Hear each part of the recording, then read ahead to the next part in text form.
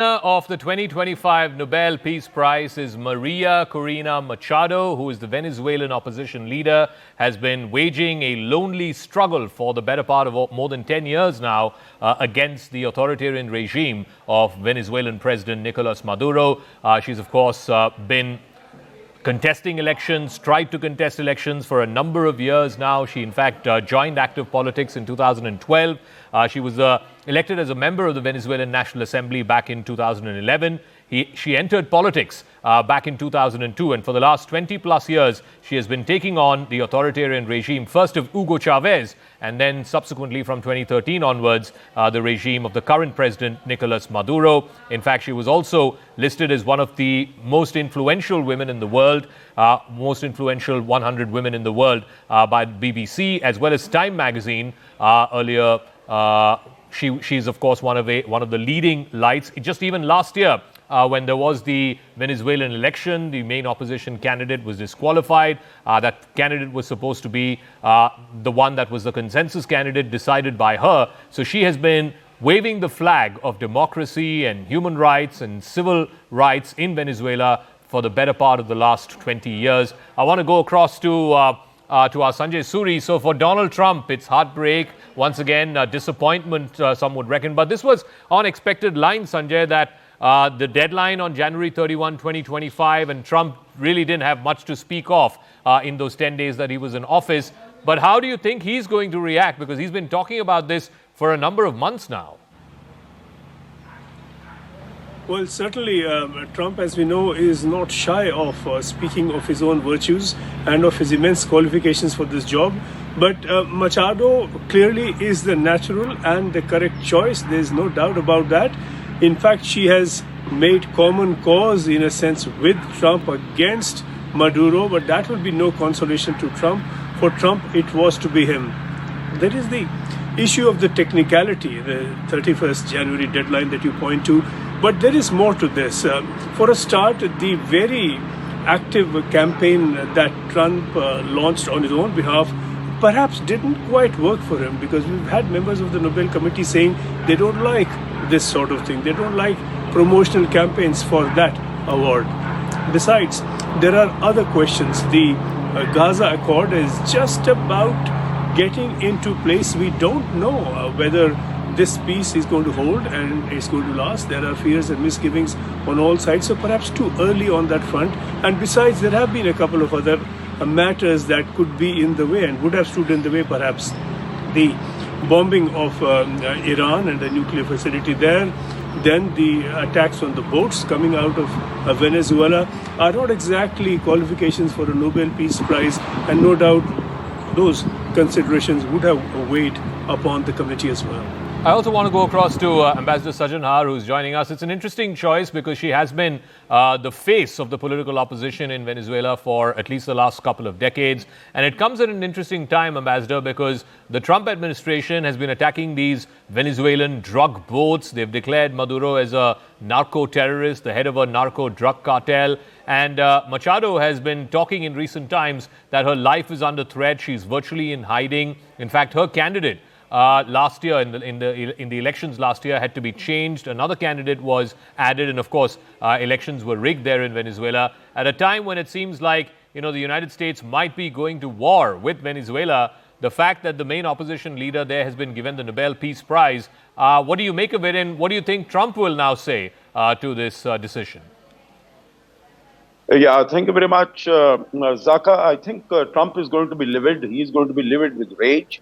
Because I think not only Trump himself, but the whole White House has really been building up, to the announcement of the Nobel Peace Prize.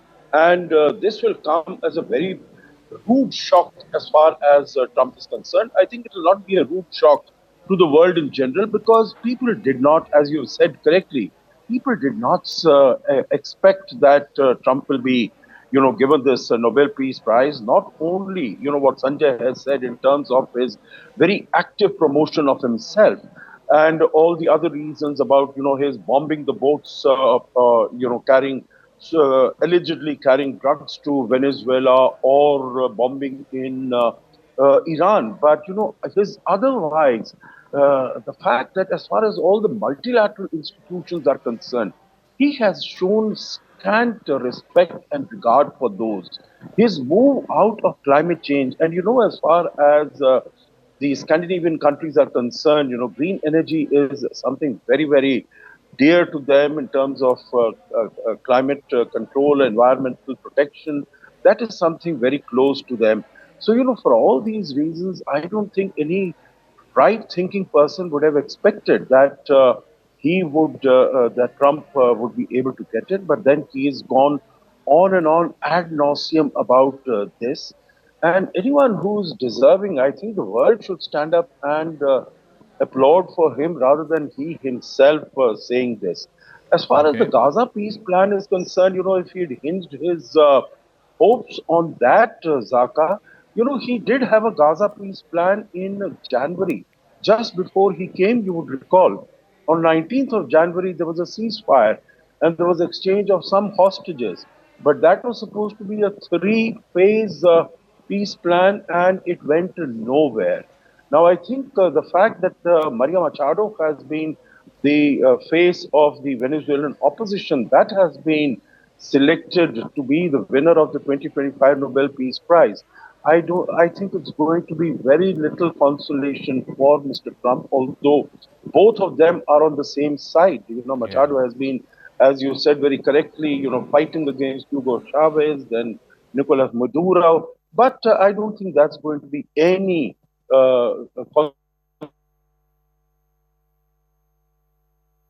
All right, we've just lost that audio link with Ambassador Sajjan Har, but I think he had an absolutely fair point. She has been the leading opposition figure in Venezuela over the last 2 decades at least, and certainly in the last decade since Nicolas Maduro came to office in 2013. It is María Corina Machado who has been sort of leading the light of the opposition there, including in the elections, the presidential elections that happened there last year. She was supposed to be the candidate. She was initially the joint opposition candidate. She got disqualified. Another candidate got appointed in her place. And of course, that gentleman went on to lose the election. Of course, there were widespread allegations of rigging and the election being fixed, etc. And it comes at an interesting time. Like I said, the Trump administration has sent multiple U.S. naval assets to the South Caribbean Sea just off the coast of Venezuela when they are attacking these so-called drug boats, declaring Maduro as the head of a narco-drug cartel, a narco-terrorist. That's the word that Trump used at a time when Trump and María Corina Machado, are on the same side, wanting to remove Nicolas Maduro. An announcement such as this, the Peace Prize being announced, is something, whether it will unite them or whether it will divide them, we'll have to wait and see. You never can predict when it comes to Donald Trump. I'll get a final word from Sanjay Suri. So how do you expect this to play out, both in the White House, because, in the next couple of hours or so, we are going to get the first few reactions from the White House and from Trump himself. Expect a Truth Social post. Also, he's going to be going to the Middle East. I think he's going to Egypt to oversee the signing ceremony, which will sort of mark the phase 1 of this Israel-Hamas deal, the 20-point peace plan that Trump himself proposed and both parties have agreed to. It will seem quite a stark picture. You have Trump presiding over this big peace ceremony, this big ceasefire ceremony, ending a 2-year war, and the award going to someone else. Well, he will no doubt project that as the real story, and he will consider the Nobel Committee's decision an aberration or a failure to recognize his greatness. And yet another war ended. Of course, there are questions about the other claims that he's made. The India-Pakistan claim certainly is contested. Also, the Congo war, that has seen a resurgence. So that's not quite settled. So the claims that Trump has been making, as often in shorthand, are less than accurate. In any case, we can expect certainly polite words of congratulations to Machado. She is, as you remind us all, on Trump's side in this. That's not going to be something that Trump is going to be focused on, but certainly she is the one. She's a brave woman. It is Gonzalez who formally won or was put up as the opposition candidate, but he's in exile. She has been in Venezuela and carrying on the opposition struggle. She is a remarkable woman, and quite rightly the award went to her, and no doubt the White House will politely recognize that, while of course not doing a very good job of hiding its disappointment. Okay, we'll await. We'll await Trump's reaction to this. In the meanwhile, thank you very much, Sanjay Suri and Ambassador Sajjan Har, for joining us. We'll take a quick break, but news and updates continue right on the other side. Disappointment for Donald Trump, no Nobel Peace Prize for him. The 2025 Nobel Peace Prize goes to Venezuelan opposition leader María Corina Machado.